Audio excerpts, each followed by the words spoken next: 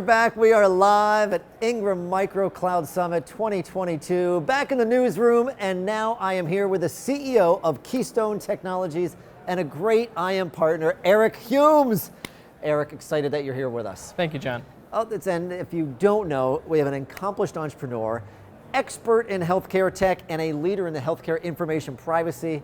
And you bring such a wealth of that experience and knowledge that I'm excited to ask a few questions. I hope that's all right. Absolutely. Well, let's dig in.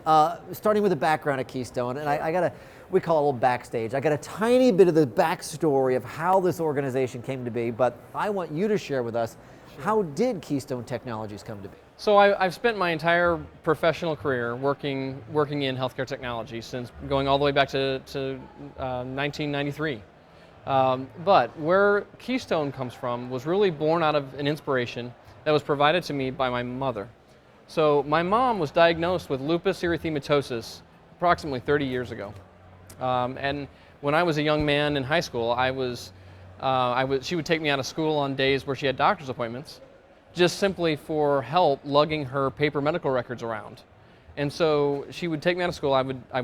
We'd drive in the car down to Barnes Jewish Hospital in downtown St. Louis, and we'd lift all these paper files out of the trunk of her car, put them on a little wheelie cart, in these accordion files, right?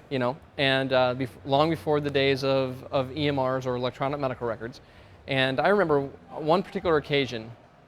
We get on this elevator, go up to the 17th floor of some tower, and we're sitting in this patient room, and I asked my mom, Mom, why is it that you need to bring all of these paper records with you to each doctor's appointment? And with having lupus, having been diagnosed, she's got 15 different physicians that are responsible for her care.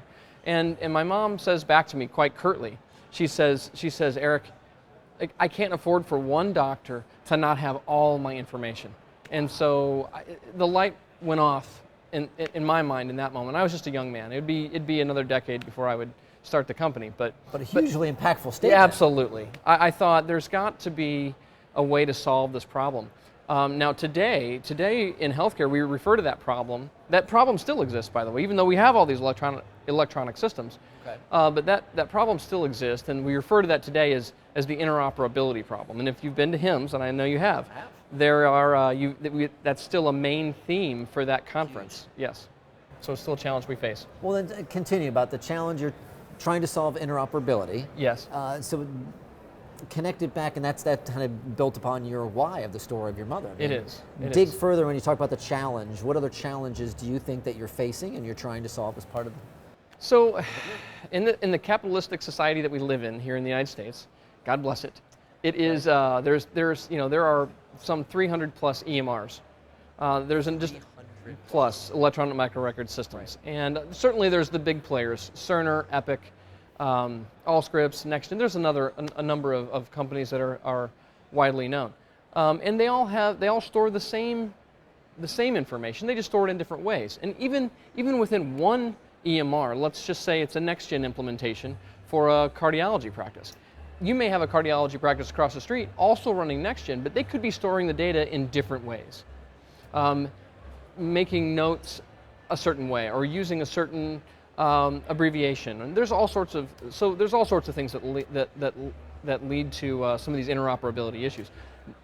Despite the fact that you've got separate systems for e-prescribing or for PACS imaging, storage of these DICOM images for X-rays and MRIs and things like that. Right. So you have all of these different data silos, if you will. Even if they're on the same network in the same data center, there's still a challenge there. How do we get these systems talking and working together?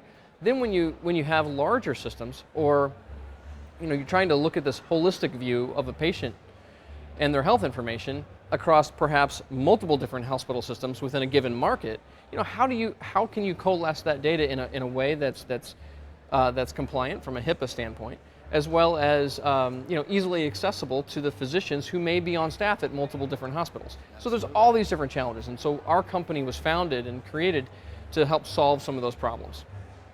Well, then, you mentioned every challenge there. Healthcare, the data, the migration services, what's in there, yes. Hosting abilities. That's of course crucial for healthcare modernization. Absolutely. I mean, how did you then chart your course to really, I would provide best-in-class solutions for your customers? All right, so back in 2009, we developed our own cloud.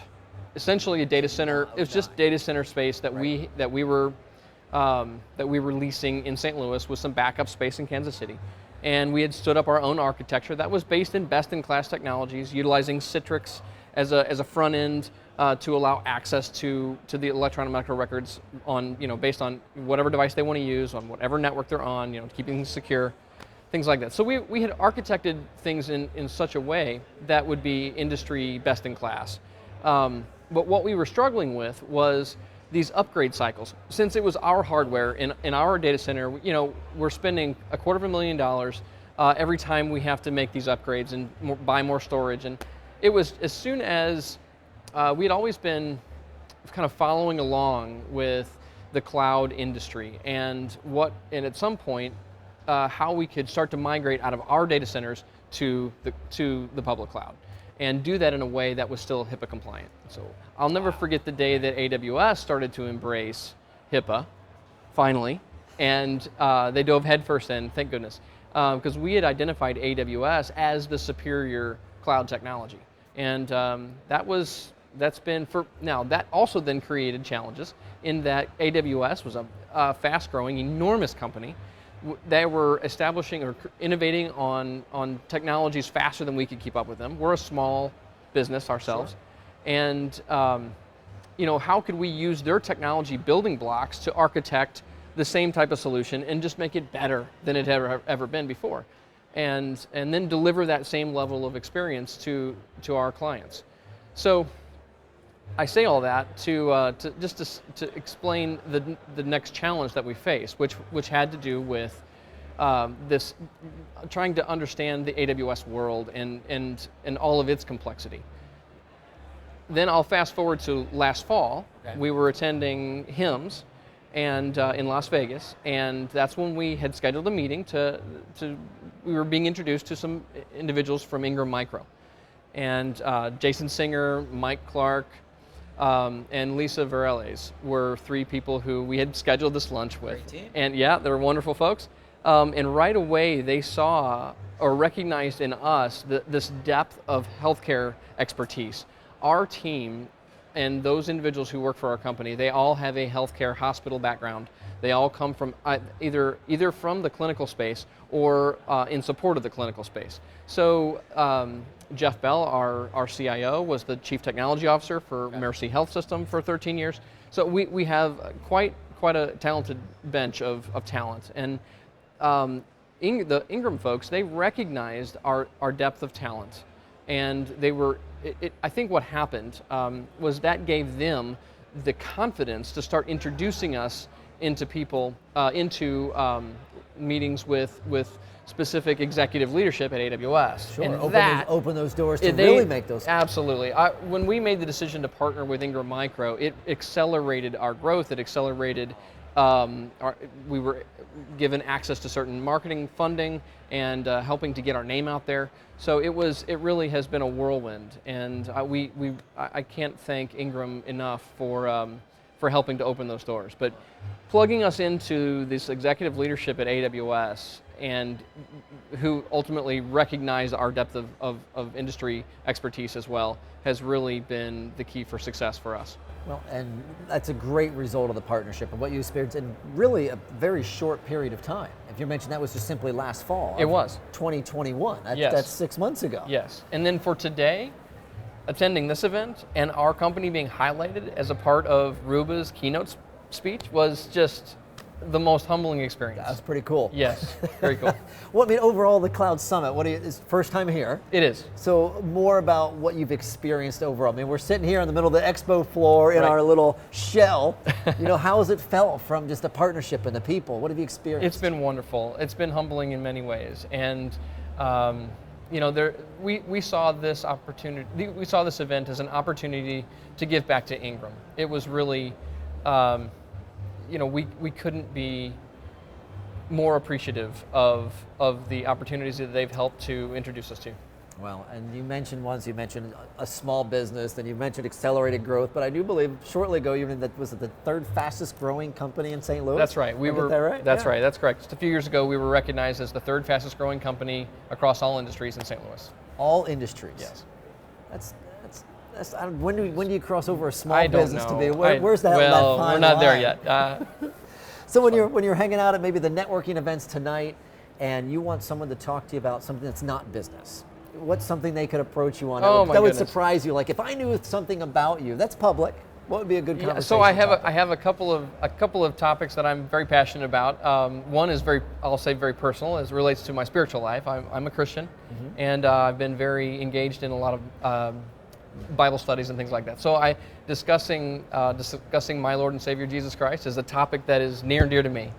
So that would be one, and the other would be cycling. I've been a fan of professional cycling my entire life, and in fact, last night at the VIP dinner, it just so happened I'm sitting next to two people. We're probably the only two people in the entire room who were former amateur bicycle racers. Really? Yeah, and so we were. Yeah, it was great. It was. Now, are you a follower or are you active cyclist About 4 years ago, I quit racing, but I raced for about 10 years.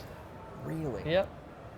Wow, so we've got a full mix. We got an athlete, we got a CEO, we got healthcare expert. This is like the package. This is everything. So if we can share one or two more things that you want to make sure everyone knows about either the partnership, about the success, or about Keystone Technologies as an organization, what would you want to make sure we all know? So I would probably reiterate something that was mentioned in today's keynote, and that had to do with hope. If you're a company trying to find your way, don't be afraid to take risks and never lose hope. There are individuals around you who will go out of their way to help you. Be candid, be honest about your failures, and never be afraid to admit when you've failed or when you've got a particular challenge. And someone told me once that the greater the challenge, the more minds you need to spread that out across. And that's something that we've been very open and honest about our challenges with the folks at Ingram, and they have just continually built trust with us in helping us solve those problems. Well, it is definitely about solving problems, and it's about building trust and about creating those relationships and helping everyone continue to increase the exponential effects of their business and for their customers as well. Absolutely. So, thank you for sharing some of your time, your tips, and your talents. Well, thank you, John. And we want to wish everyone a great rest of this event and conference. And once again, Eric, thanks for being a great part of the show. Keystone Technologies, CEO and an incredible partner. We'll see you soon.